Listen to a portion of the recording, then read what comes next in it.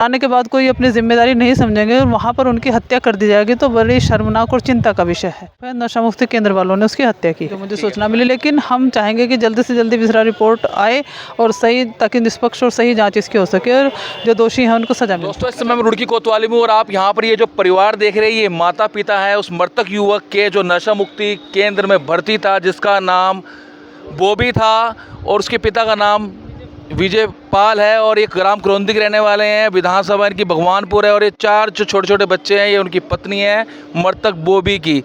लेकिन सीधा तौर पे आरोप जो लग रहा है नशा मुक्ति केंद्र अनमोल, जो जीवन अनमोल यहाँ पर केंद्र है, यहाँ पर सेंटर है, उस पर लगाया जा रहा है। नशा मुक्ति केंद्र पर हत्या का आरोप लगा रहे हैं माता पिता। और यहाँ पर हमारे साथ इस समय भगवानपुर की जो विधायक है कांग्रेस की ममता राकेश, वो रुड़की कोतवाली पहुँची थी, न्याय की मांग कर रही हैं। आइए जानते हैं, मैडम आप कोतवाली पहुँचे थे पीड़ित परिवार के साथ, क्या है मामला? देखिए, मुझे सूचना मिली कि 10 जून को बॉबी नाम के युवक को नशा मुक्ति केंद्र अनमोल में बेलडी में भर्ती कराया गया, जहां उसका मेडिकल परीक्षण के उपरांत उसे भर्ती कराया गया। उसके बाद में नशा मुक्ति केंद्र से इन्हें सूचना मिलती है मृतक के पिता विजय पाल को कि आपके पुत्र की स्थिति बहुत ख़राब है। लेकिन सच्चाई ये है कि इनके पहुंचने से पहले भी इन्हें मृत अवस्था में मिला, जिसकी मौत नशा मुक्ति केंद्र में हो गई थी। नशा मुक्ति केंद्र वाले उसे जोली ग्रांट लेकर के गए, जहाँ डॉक्टर ने उसे मृत घोषित कर दिया। तो बड़ी चिंताजनक बात है कि समाज कल्याण जैसे महत्वपूर्ण विभाग के अंतर्गत नशा मुक्ति केंद्र आता है और नशा मुक्ति केंद्र में अगर युवकों को इस तरह से लाया जाएगा और लाने के बाद कोई अपनी जिम्मेदारी नहीं समझेंगे और वहाँ पर उनकी हत्या कर दी जाएगी तो बड़ी शर्मनाक और चिंता का विषय है।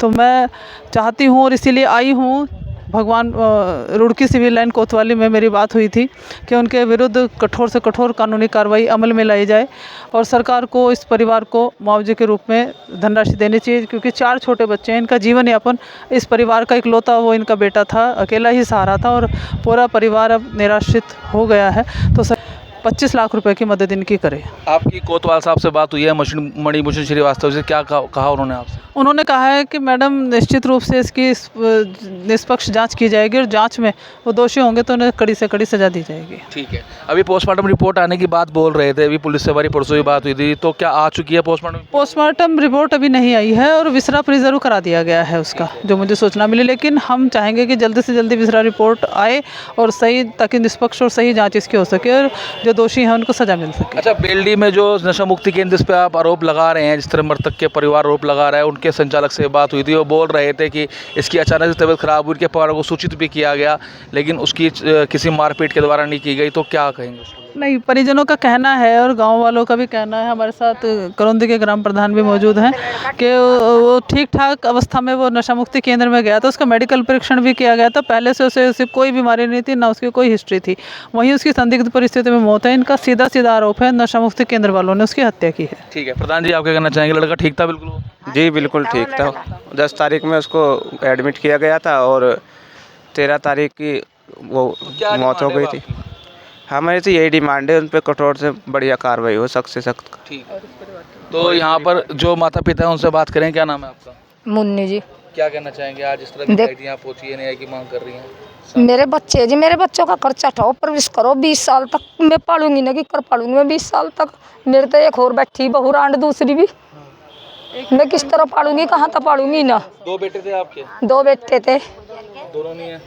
ना जी, ये दोनों नहीं है। एक बहू खड़ी मेरी, एक या खड़ी। न बताओ इन बच्चों को, या भी बीमार है, देखो या भी बीमारियाँ, कहाँ तक पालेगी ना बच्चों को, और मैं कहाँ तक पालूंगी।